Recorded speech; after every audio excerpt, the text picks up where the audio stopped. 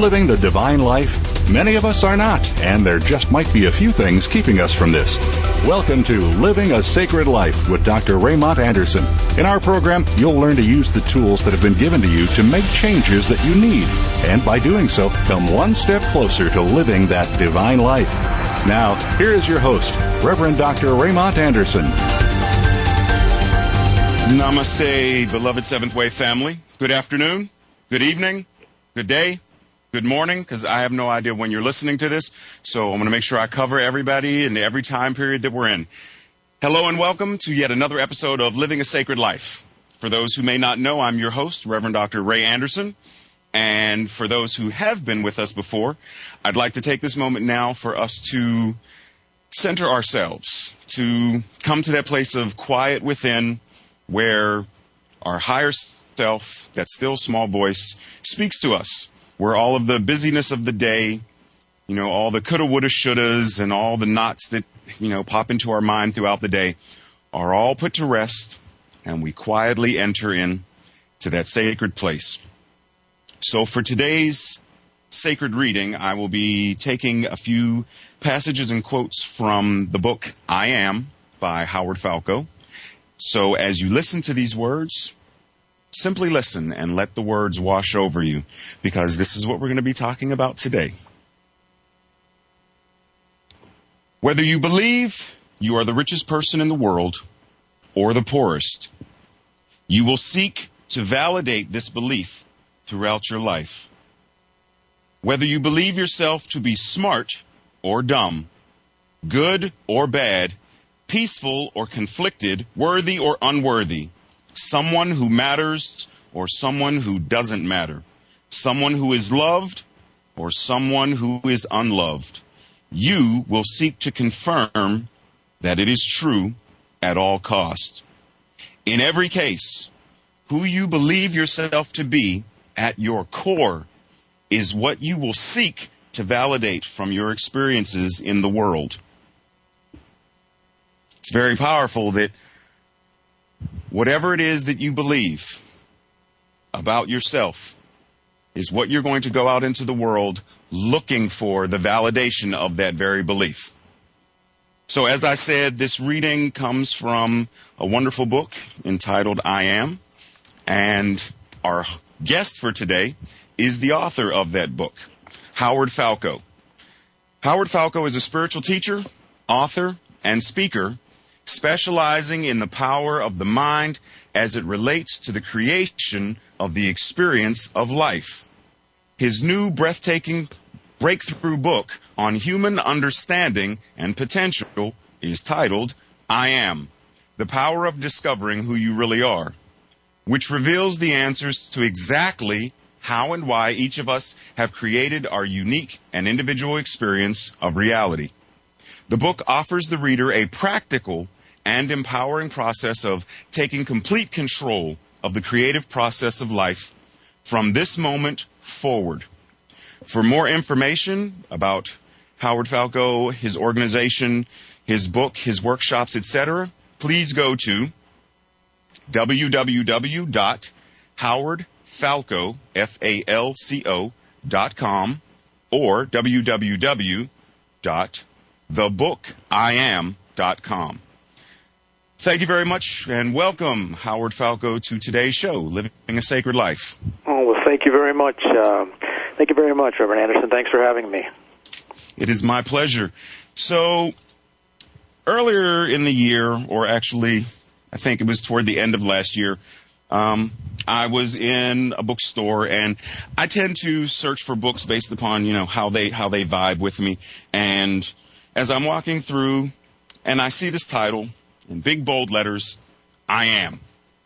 And one of my favorite passages or spots in the Bible is referencing when God is talking to Moses and tells him, so if you want to know who to tell the people, who sent them or who sent you to them, tell them I am. I am that I am. So that's one of my favorite things. So the title caught me right off.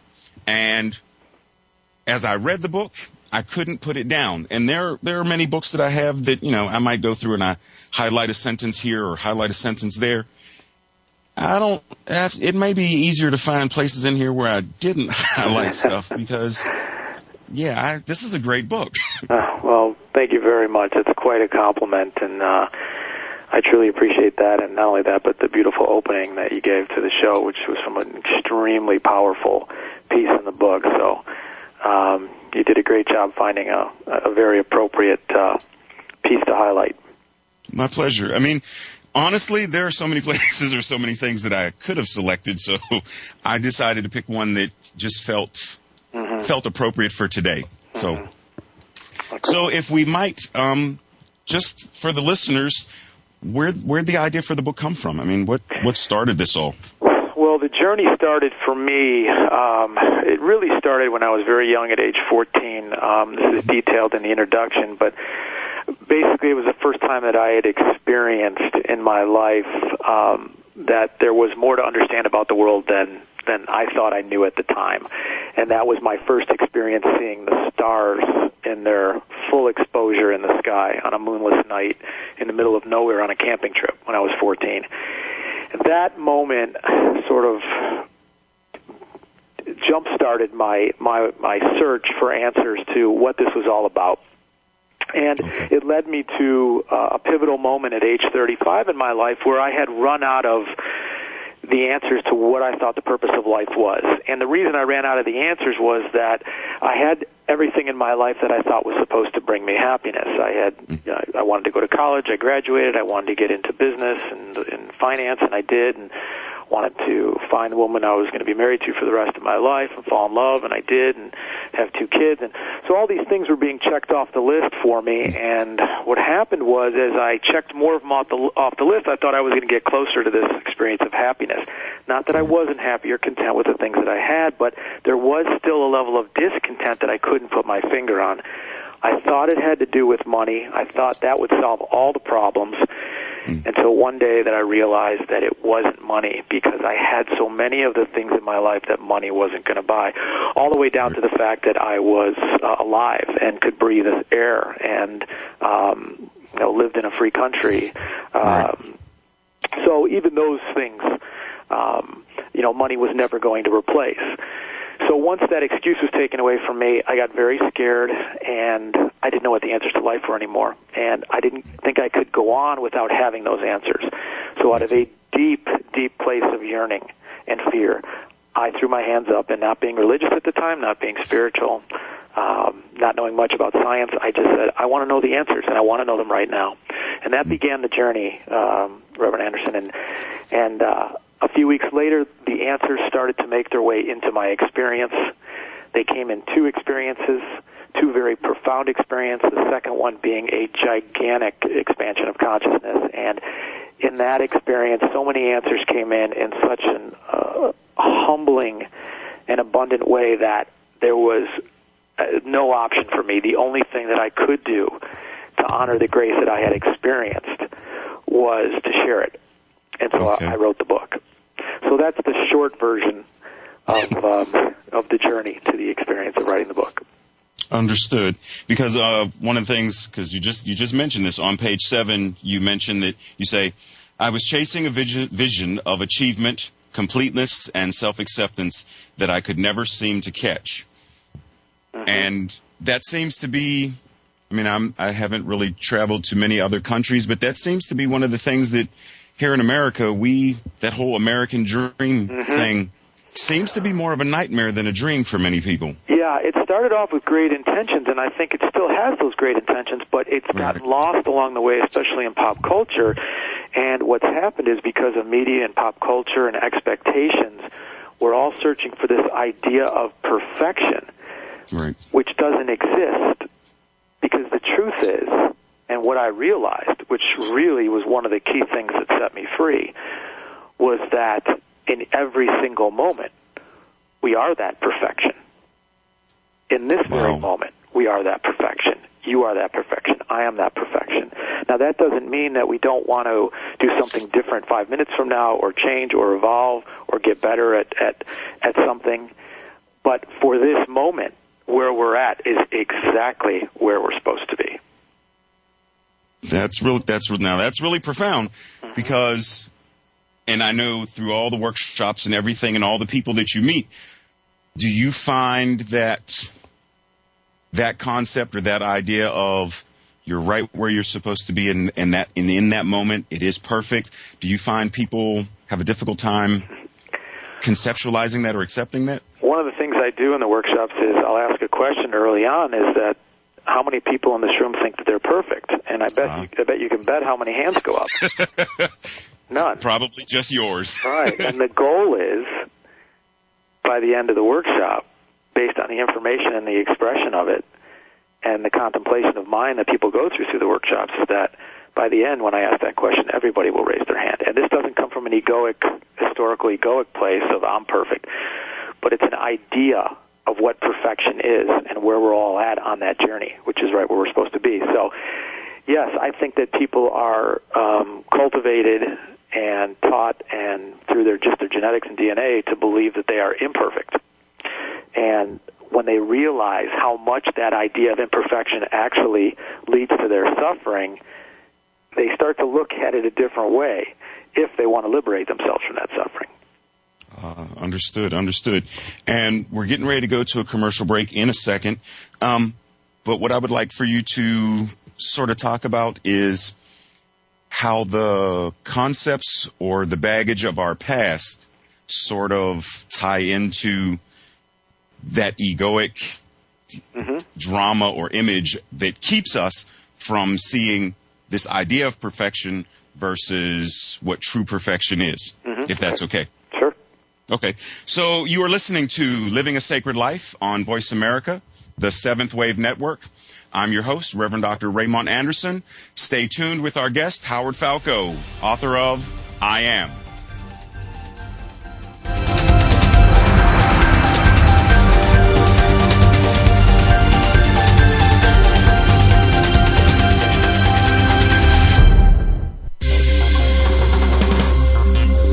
Your online community for positive change. Seventh Wave Network. Are you seeking spiritual guidance or spiritual instruction and insight? Do you want Reiki or a holistic life coach to assist you in manifesting the life you are meant to live? If the answer to either of those questions is yes, then take this as opportunity knocking at your door. Pick up the phone or email Reverend Dr. Ray Anderson today and make those necessary changes in your life. Say goodbye to the mediocre and hello to the extraordinary life. What are you waiting for? Chat with Reverend Dr. Ray today. Call 202-607-1573 or visit www.clspfi.org on the web. Our society is spiraling out of control. Are you stressed out and concerned about the events occurring around you? Is there hope? Yes, there is. Tune in to Living in the End Times, featuring your host, Monita Dukia, who will help you understand and navigate these perilous times. Living in the End Times airs live Tuesdays at 9 a.m. Pacific, noon Eastern Time, on Seventh Wave. There's a course offered on Seventh Wave Network that you never saw offered in college. One that provides information on how to transform ancient wisdom teachings into everyday life. You'll learn how to create from your spirit and explore the world with all of your senses. Participation is encouraged. Enroll in Spirituality 101, the course you can't afford to miss, with your host, Reverend Norma. Class is in session every Friday at 3 p.m. Eastern Time, 12 noon Pacific Time, in your favorite classroom, Seventh Wave Network.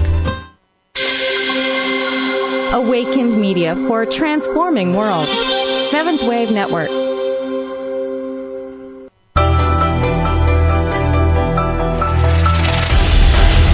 You are listening to Living a Sacred Life with Dr. Raymond Anderson. If you have a question or comment about today's program, please call 1-866-472-5795. Again, that's 1-866-472-5795. Or you can send an email to seventhwave@pfcls.org.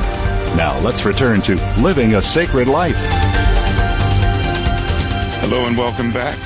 So the question that I posed to our guest for today was referencing how our past and our baggage and all of that stuff ties into our egoic baggage and concept of perfection versus what real perfection is. Right. Well, there's two ways that we develop our sense of I, and it comes from our genetics or our nature, and the second way is through our nurture. Okay. How we get nurtured. So the genetics are based on our heritage and the generations that came before us and what they learned to do to survive in the world, both physical attributes that we have and mental attributes, our likes, our dislikes, our tendencies that are embedded in our DNA.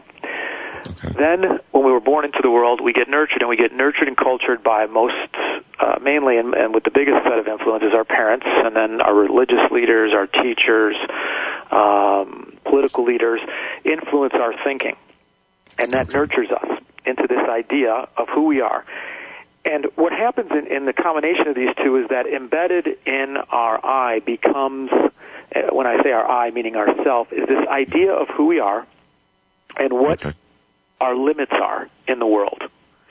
And so we each build our own unique idea of how imperfect or how close to perfect that we are or are not.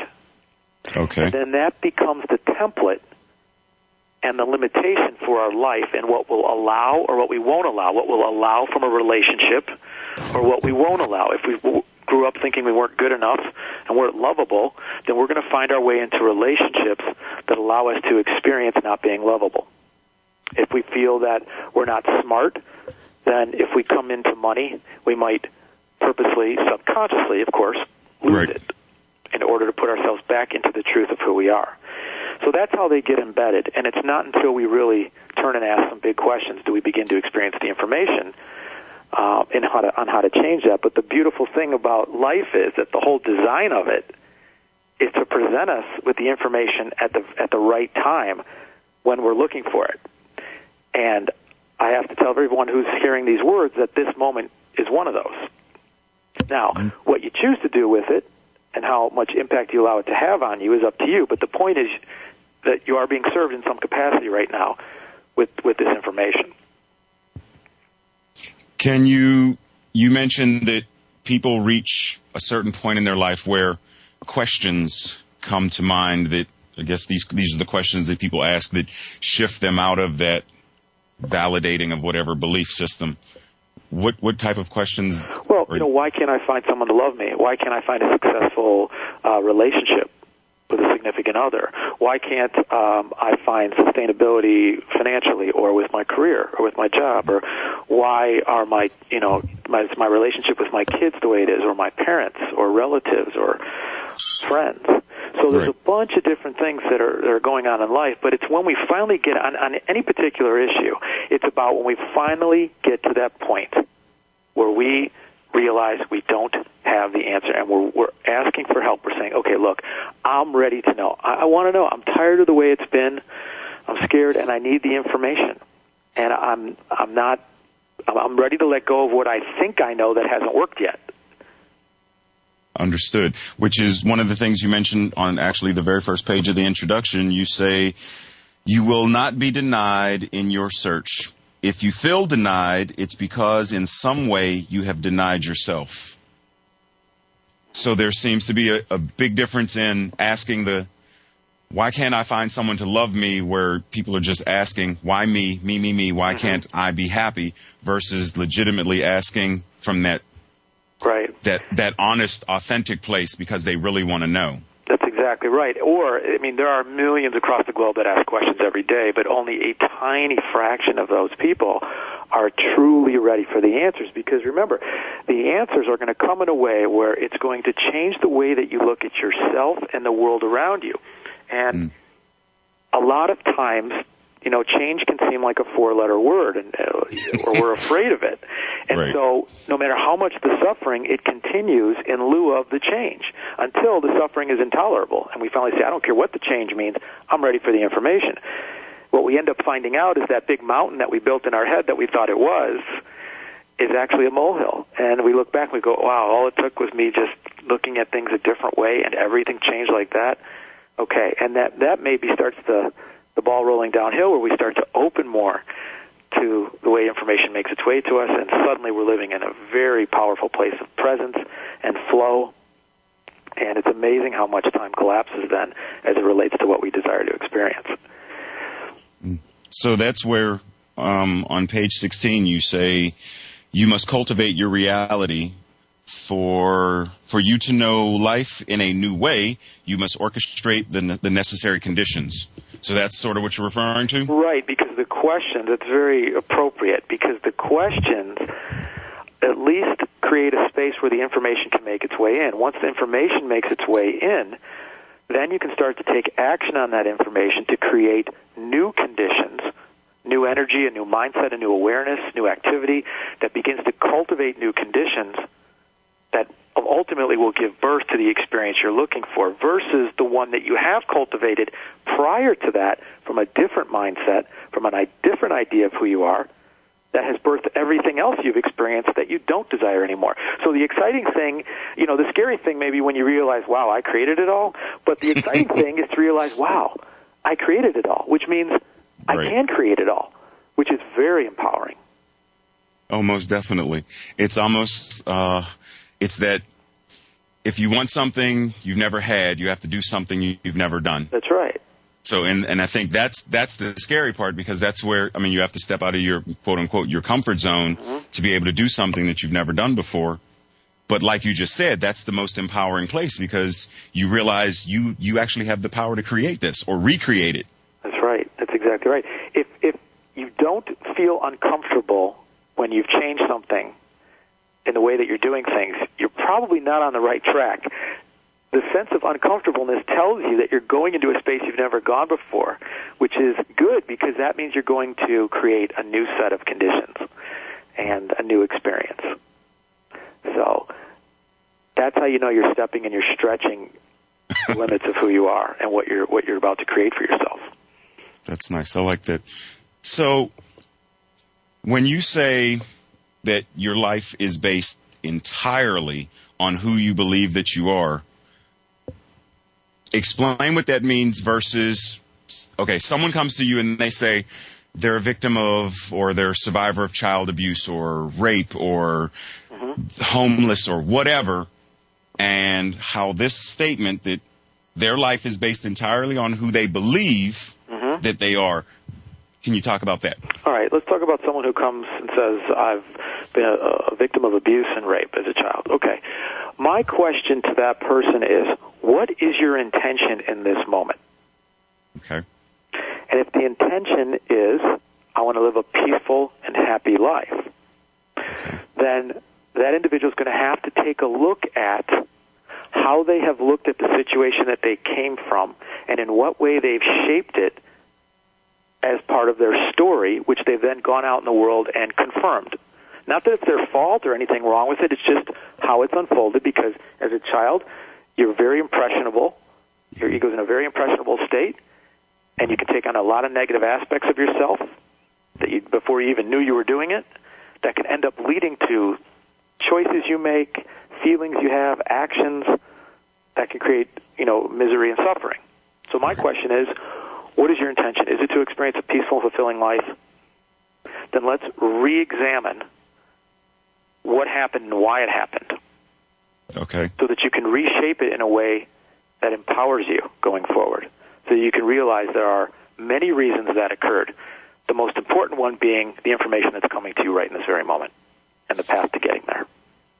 So it's never about, I don't necessarily want to say this because to all those psychotherapists out there who may be listening, it's never really about going back and, quote unquote, reliving the past.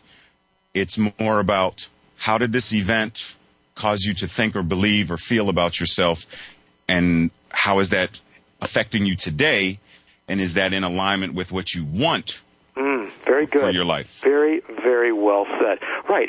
No one has to relive it or should relive it. The idea is to recontextualize it, to see it in a different way that aligns with exactly what you're trying to create, in a way that serves what your deepest desires are.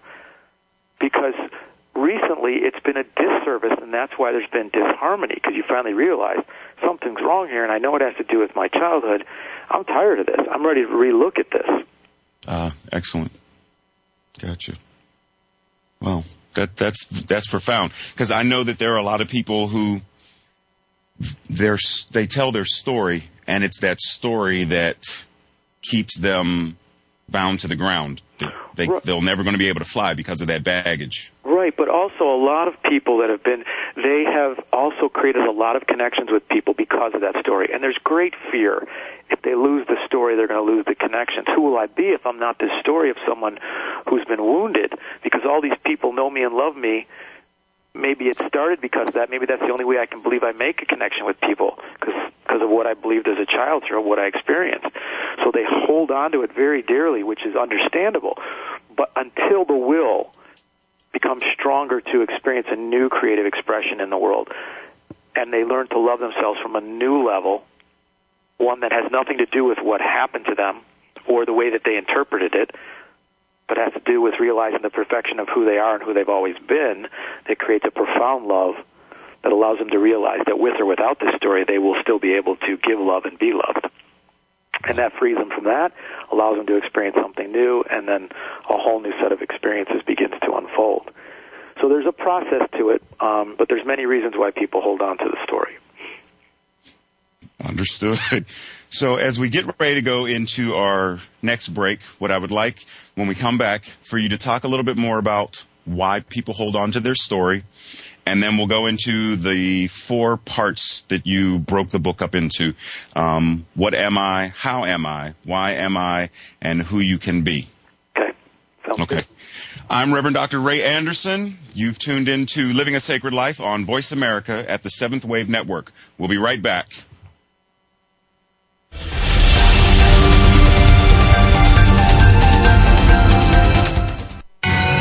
Listening on a higher dimension. 7th Wave Network. Goodbye, self-critical. Hello, self-thrilled. Can you define your talent in 6 words or less? Are you using your inner resource, intuition, to teach you how? Listening to Joyce Anderson of Conversations with Yourself will work your intuitive muscle to discover your divine talent. Each week, your host, Joyce Anderson, teaches practices to jumpstart your intuition as your GPS to becoming self-thrilled. From sports to business to music and food, talent is everywhere. Find yours. Joyce and her guests will share their how-to stories on being self-thrilled. Tune in to Conversations with Yourself, Thursday mornings at 9 a.m. Pacific Time on the 7th Wave channel, and ignite your talent. Are you seeking spiritual guidance or spiritual instruction and insight? Do you want Reiki or a holistic life coach to assist you in manifesting the life you are meant to live? If the answer to either of those questions is yes, then take this as opportunity knocking at your door. Pick up the phone or email Reverend Dr. Ray Anderson today and make those necessary changes in your life.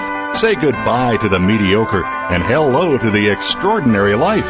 What are you waiting for? Chat with Reverend Dr. Ray today.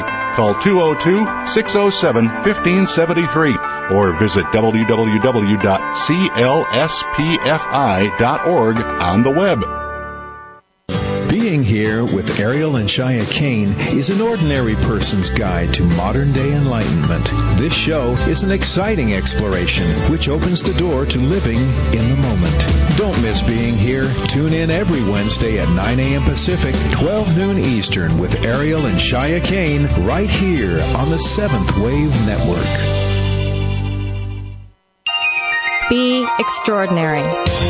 7th Wave Network.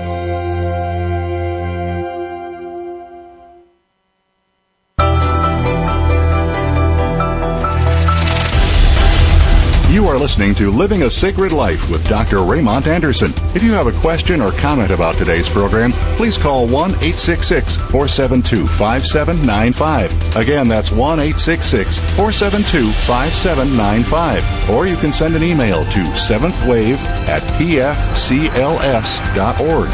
Now let's return to Living a Sacred Life. Welcome back. So before the break, I posed the question and made a request about going into the different parts. So without any further ado. The question I think was about why we hold on to the story. Was that correct? Okay. So the answer to that is our story is part of who we are, and it gives us our life. And so to let go of a piece of that, in essence, we're trying to figure out, will I be able to survive without that piece of my story? let's take someone, for example, who's addicted. If I let go of the need to drink alcohol to cope, will I be able to survive? Will I be able to survive without my story? Who will I be? If I let go of my story about what happened to me as a child, what will that mean to the people that connected with me that way? And can I extend myself into this great ocean of possibility that will open up to me? I know how I've survived wounded. How will I survive healed? What will that mean? All that room to expand sometimes can seem scary. Sometimes it doesn't seem scary at all, because the will is so strong it doesn't care. It'll go right into that space. So really the will is what generates it, the power to get through it. And love. I should add also that self-love is the most powerful energy that there is, the most powerful idea that there is. And that really blows the door out on possibility for each one of us. So we hold on to the story because it's a part of what has allowed us to survive, even though it's included pain. And when we know a way to survive, the ego becomes very reluctant to let it go, even though what we're moving into, we can flourish in. It's just that we've never experienced flourishing in it, so we're not sure. But we are sure we've survived the way we have, ironically, even though it's been in pain. So, again, it's that threshold of tolerance that we need to cross in order for the will to engage to get us through it, where it's no longer tolerable to live this way. And that doesn't have to come in at these extreme levels where it's near death or we can't take it anymore. It can happen under, a mild sense of unease where, I just don't like it anymore. I'm ready to move. I'm ready to change. I'm ready to let go. So that's why we do it. Wow. So, quick question, and then we can go into the 4 parts. So, since you mentioned the addict, my parents and several other family members have been or are alcoholic or whatever label they're using, depending on what day of the week you ask. Based upon what you're saying, it's more empowering for them to tell the story of I'm someone who chooses not to drink than I'm an alcoholic or I'm in AA or whatever terminology they use. It's more empowering to change the story to say I'm someone who chooses not to drink rather than retelling the story of I'm an alcoholic, I'm sober, clean and sober for 27 years or whatever. Is it? Right. Look, I want to say that, Alcoholics Anonymous has done a wonderful job for millions of people across the globe through the program. I do think, however, there's another level of breakthrough that can happen with many people, and that is the statement, I am not an alcoholic. Now, Initially, that statement is very important, especially in the early stages of the program, because people have to acknowledge the truth of who they have been. I just wish it was put in the past tense. I have been an alcoholic. That would be much more powerful because it would open up the moment to more possibility than using I am in the present tense, which makes it even harder to not be an alcoholic. But to answer your question more specifically, depending on the intent of the individual who is an alcoholic, if their intent is to be free, then the key is to go to the core of what has generated the negative state of mind that they are seeking relief from and have found it through alcohol.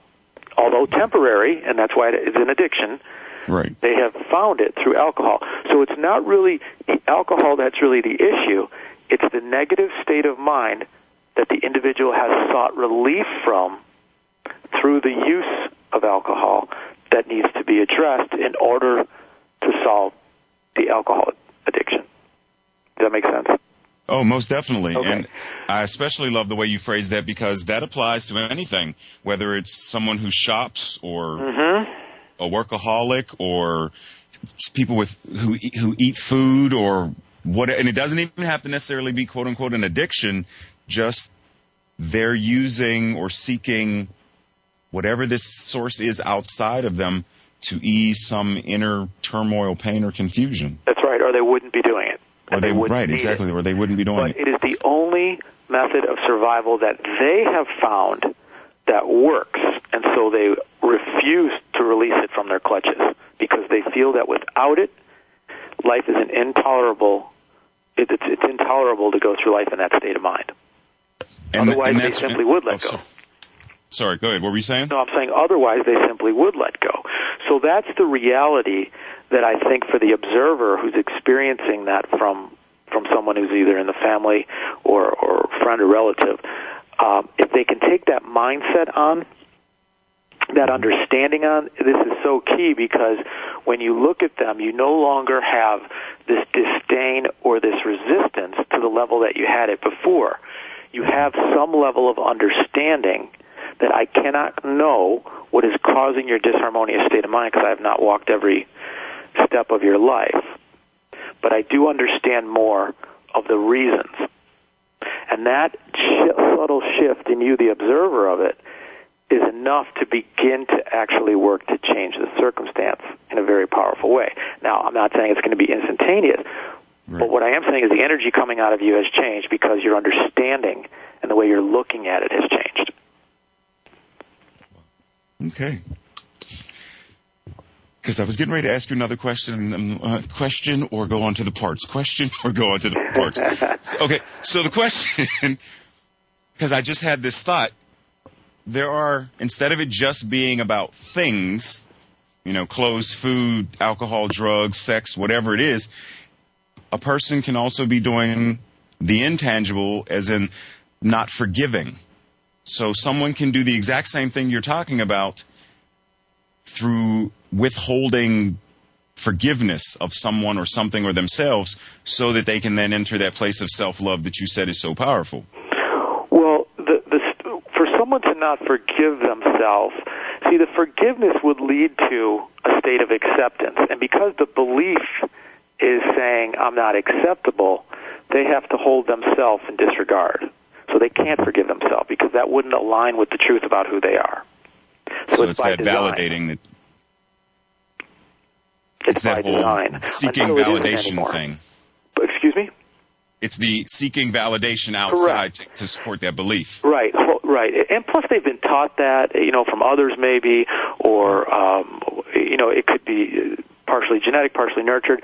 But, again, when that individual becomes tired of the experience they're having, and they seek the information, if it's the information they're looking for, ultimately it's going to lead them to the core of all change, which is self-love, and the path to it becomes understanding of why you did everything you did. And one of the most beautiful things is that you are never who you were 20 years ago, 2 weeks ago, or even 5 minutes ago. The beautiful thing about life is you get to decide who you are in every single moment. And what you did back then was truly the best you had, because the truth is that if you could have done better, you would have. So with all the accumulated knowledge you had when you made that decision 5 years ago, you know what? That was the best you had for that moment, period. That was it. The most powerful moment you have is this one. Right. So and I love that that because understanding just that itself concept ultimately becomes the forgiveness. Right. It removes the need to judge, which opens you up to being able to forgive. Beautifully said. Because, there's no reason to put a judgment on. If you honestly can say, I did the best I could, Mom did the best she could, Dad did the best he could, then there's no reason to put a judgment on it, which means ultimately, I guess to a certain degree, it means there's nothing to forgive. That's correct. That is the ultimate leap eventually.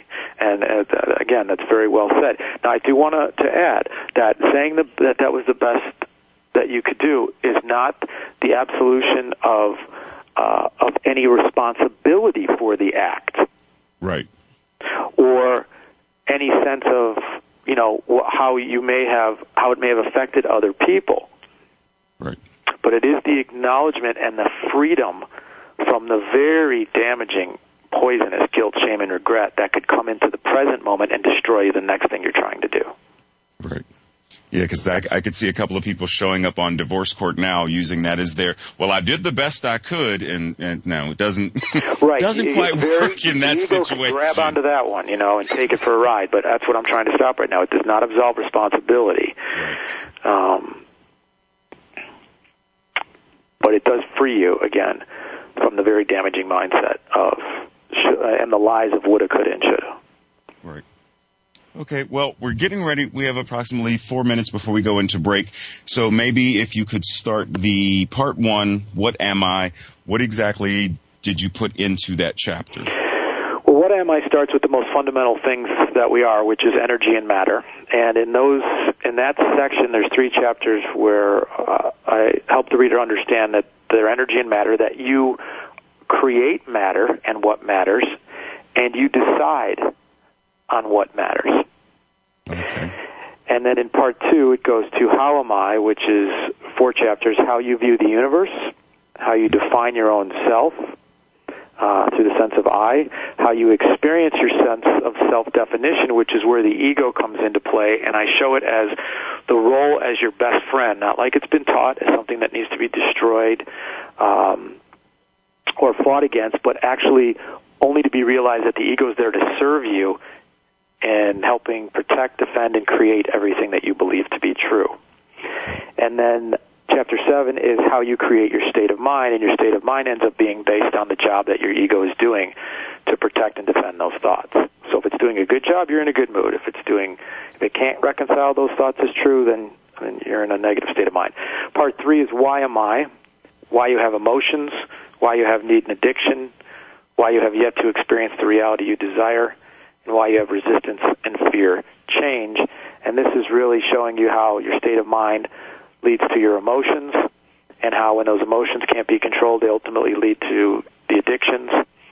And then 10 is why you have to experience the reality you desire, which is where time comes in and how you stretch it or collapse it. And then 11 is why you have resistance and fear change. And that is the turning point of the book.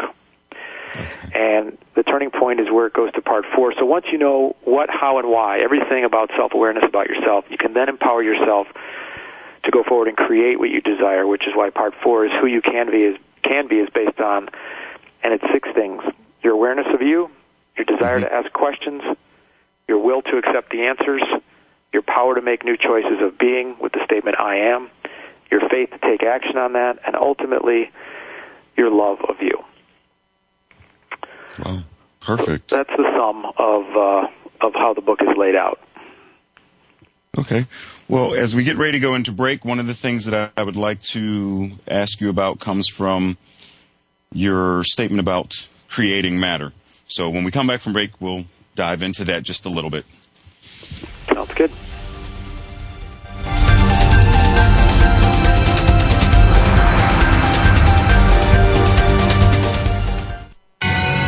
Listening on a higher dimension. Seventh Wave Network. There is a lot more going on in religion and government than what high-ranking officials are telling you. The Bible uncovers the truth, prophecies, and a world of opportunities. Get the answers you need when you tune into the program To the Stars and Beyond with your hosts Michael List and Adam Hong. We'll explore the religious and spiritual beliefs from ancient history to the prophecies that are shaping the world and current events of today. To the Stars and Beyond airs live every Monday at 3 p.m. Pacific Time, 6 p.m. Eastern on Seventh Wave Network. Yes, you can live a more positive and spiritual life. One step you can take each week is to tune in to What We're Thinking About with host Ken Ludwig. This program is designed to provide thought-provoking discussion after each week's show. Ken and his guests will challenge you to look at things in an entirely different way, to step outside the comfort zone and see the universe as it truly is. What We're Thinking About can be heard live every Thursday at 10 a.m. Pacific Time, 1 p.m. Eastern Time on the Voice America 7th Wave channel. Are you seeking spiritual guidance or spiritual instruction and insight? Do you want Reiki or a holistic life coach to assist you in manifesting the life you are meant to live? If the answer to either of those questions is yes, then take this as opportunity knocking at your door. Pick up the phone or email Reverend Dr. Ray Anderson today and make those necessary changes in your life.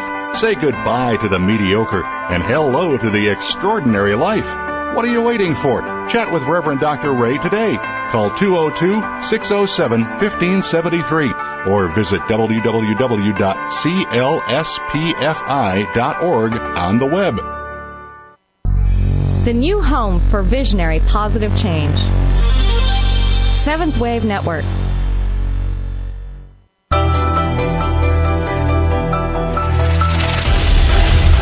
You are listening to Living a Sacred Life with Dr. Raymont Anderson. If you have a question or comment about today's program, please call 1-866-472-5795. Again, that's 1-866-472-5795. Or you can send an email to seventhwave@pfcls.org.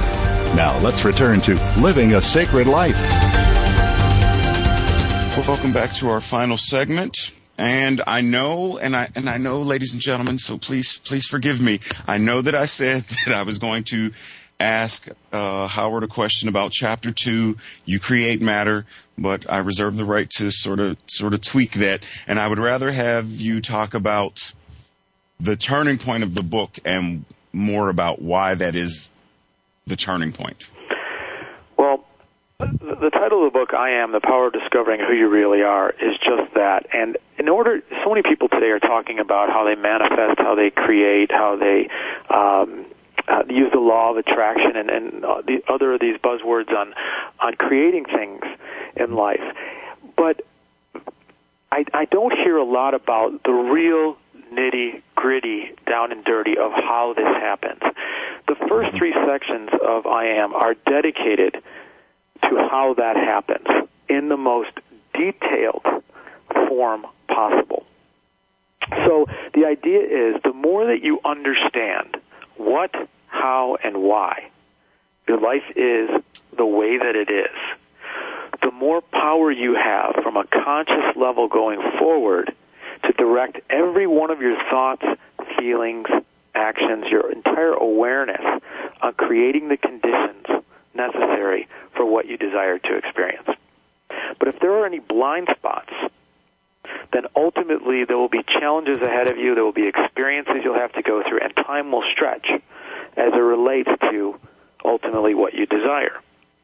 So that is why after part 3 of the book, it is the actual turning point of the book, because it sums up the self-awareness section of the book and moves to the actual process of creation.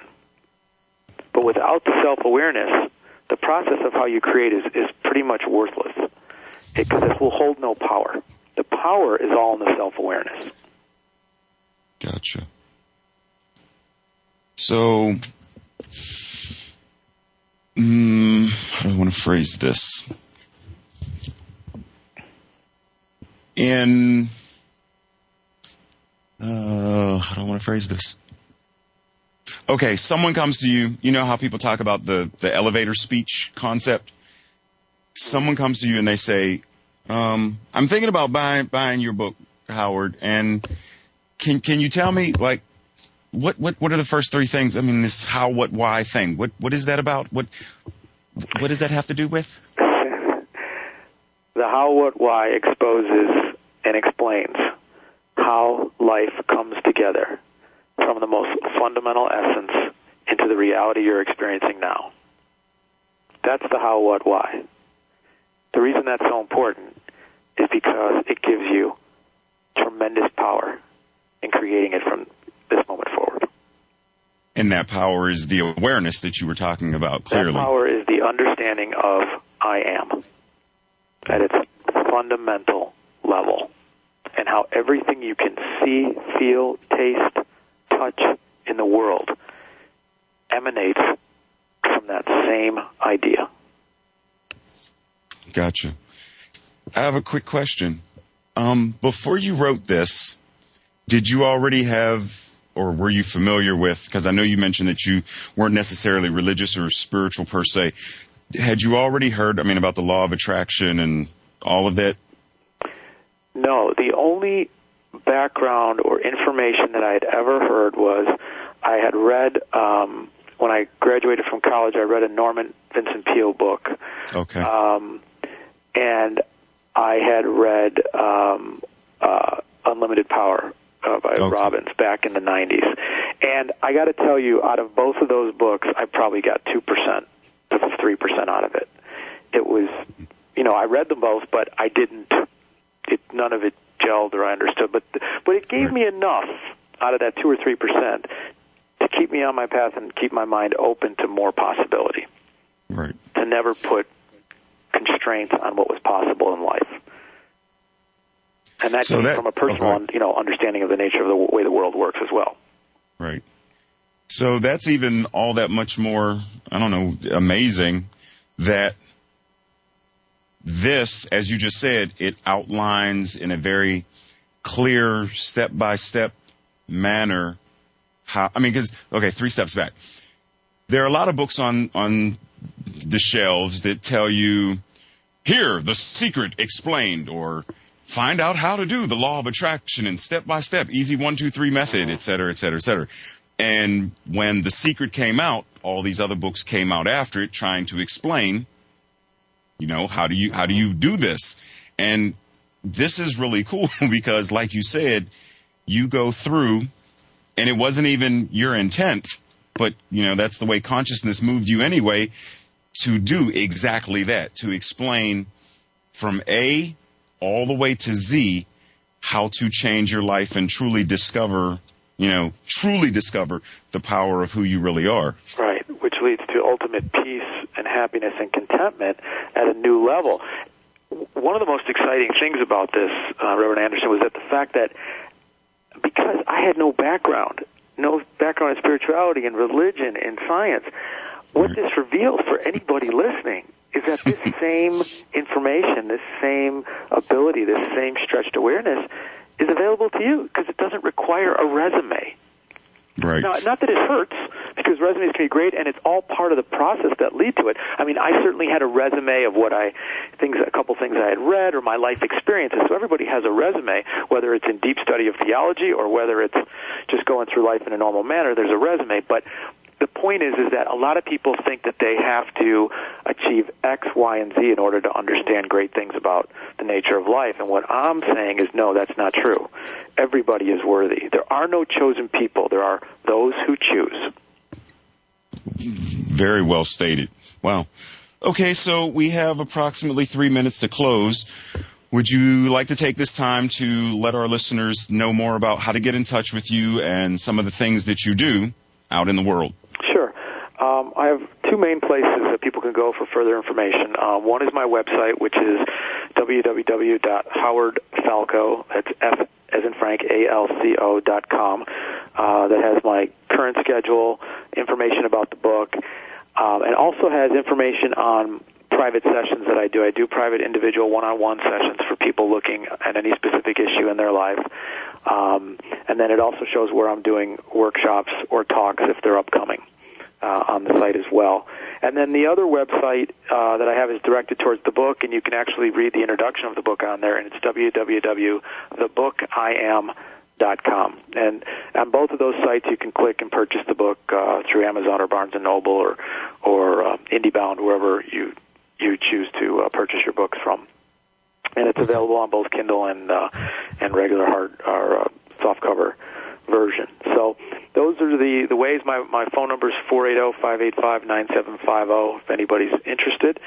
But most of the information is on the website. Excellent. Thank you.